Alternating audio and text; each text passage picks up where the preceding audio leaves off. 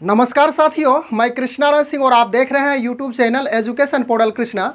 आज हम लोग इस वीडियो की मदद से बिहार में राजस्व एवं भूमि सुधार विभाग के अंतर्गत कुछ वैकेंसीज़ हैं और उस वैकेंसीज़ के अंतर्गत क्या क्या महत्वपूर्ण बातें हैं उसको हम लोग समझने का प्रयास करेंगे इस वीडियो की मदद से। बिहार में भूमि अभिलेख एवं सर्वेक्षण निदेशालय ने अमीन, क्लर्क, कानूनगो इत्यादि पदों पर भर्ती 2022 के लिए अधिसूचना जारी कर दिया गया है। उस अधिसूचना में इन पदों के लिए क्या क्या बातें अंकित की गई है उसे हम लोग समझते हैं। राजस्व एवं भूमि सुधार विभाग के अंतर्गत यह है। कुल पदों की संख्या 2506 है, यानी कि 2506 निर्धारित किया गया है और इसमें 2506 पद में 4 पद है जिसमें अमीन है, उसके बाद क्लर्क है, कानूनगो तथा सहायक बंदोबस्त अधिकारी है। तो अमीन के लिए कुल पदों की संख्या 1944 यानी कि 1944 सीट है अमीन के लिए स्पेशल। उसके बाद क्लर्क के लिए 226 है, कानूनगो के लिए 240 है और सहायक बंदोबस्त अधिकारी के लिए 96 है, 96 है। इन सभी चारों पद में यानी कि अमीन, क्लर्क, कानूनगो और सहायक बंदोबस्ती में आरक्षित पदों की भी संख्या निर्धारित की गई है। उसके बाद इसके लिए योग्यता क्या है उसको हम लोग समझ लेते हैं। योग्यता से पहले हम लोग समझ लेते हैं कि आवेदन शुल्क इसमें शून्य रखा गया है, कुछ नहीं आवेदन शुल्क है।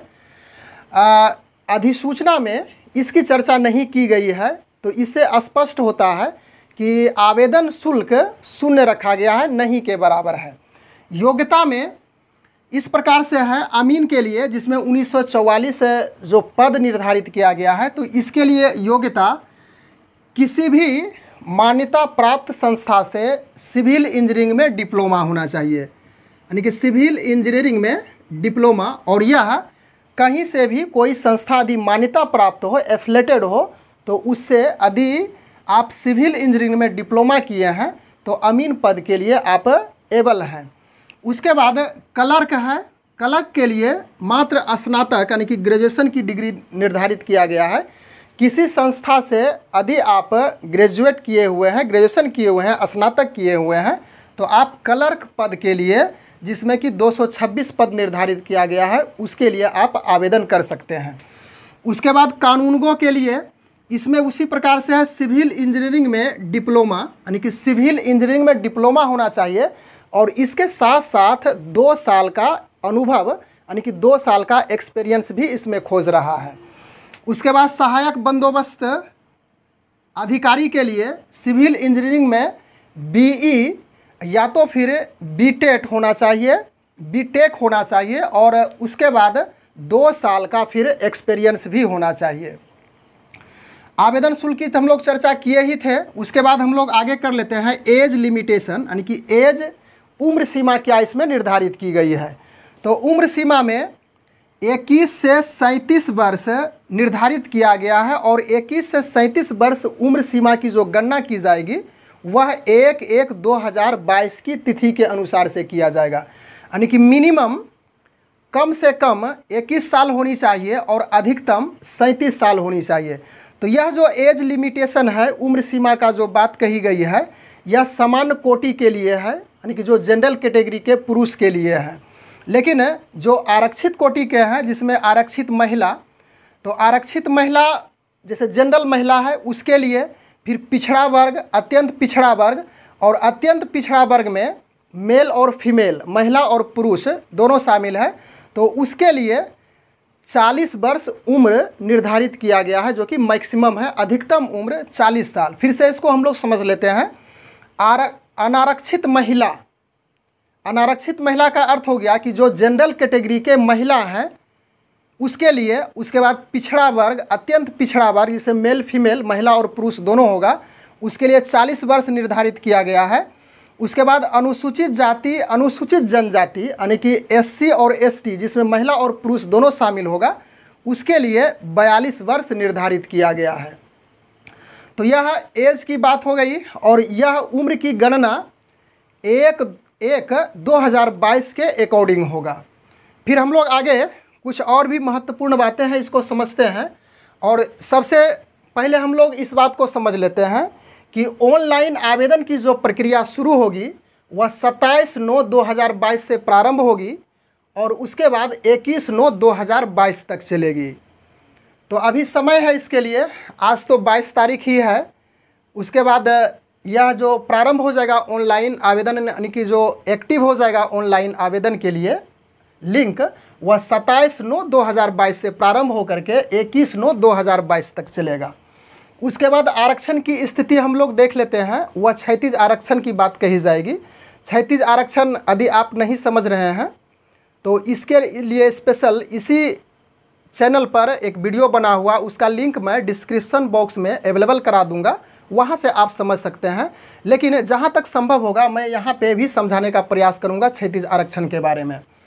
तो महिला के लिए 35% क्षैतिज आरक्षण की स्थिति को दर्शाया गया है इस वैकेंसीज के अंतर्गत, इस अधिसूचना के अंतर्गत।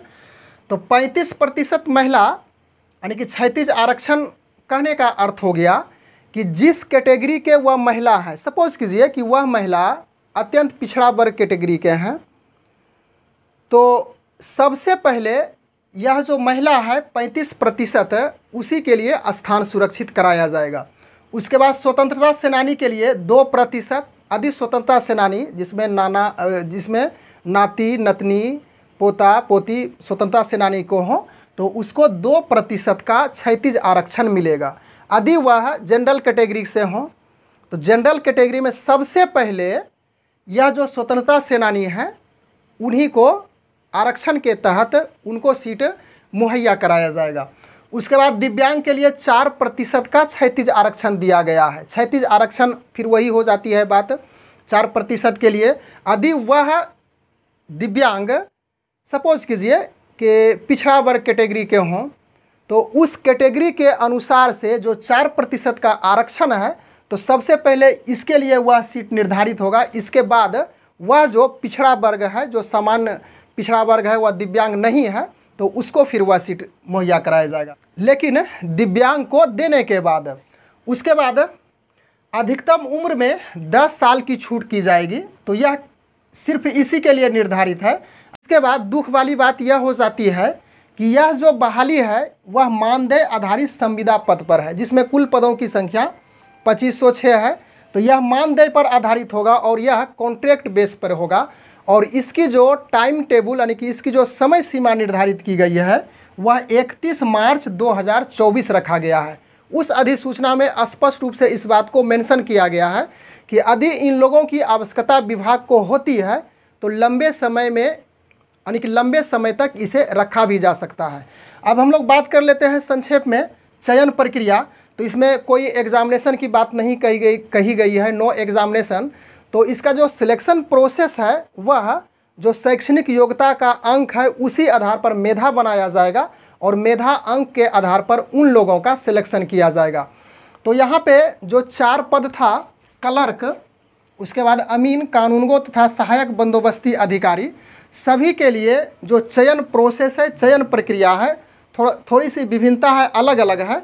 उस चयन प्रोसेस को हम लोग अगले वीडियो में समझने का प्रयास करेंगे। पूरा बारीकी से किस प्रकार से वेटेज अंक दिया जाएगा सभी के बारे में, चाहे अमीन हो या क्लर्क हो या कानूनगो हो या तो फिर सहायक बंदोबस्त अधिकारी हो, उसका जो चयन प्रोसेस क्या है उसको सही रूप से सरल और आसान भाषा में समझेंगे। इसके साथ साथ यह भी हम लोग समझेंगे उस वीडियो में कि इनका मानदेय यानी कि मंथली कितना होगा, किस अनुसार से इसको अलग अलग कुछ और भी सुविधाएं दी जाएगी, उसको समझने का प्रयास करेंगे। बस आज के वीडियो में हम लोग इतनी ही चर्चा करने के लिए उपस्थित थे। Thanks for watching, good bye.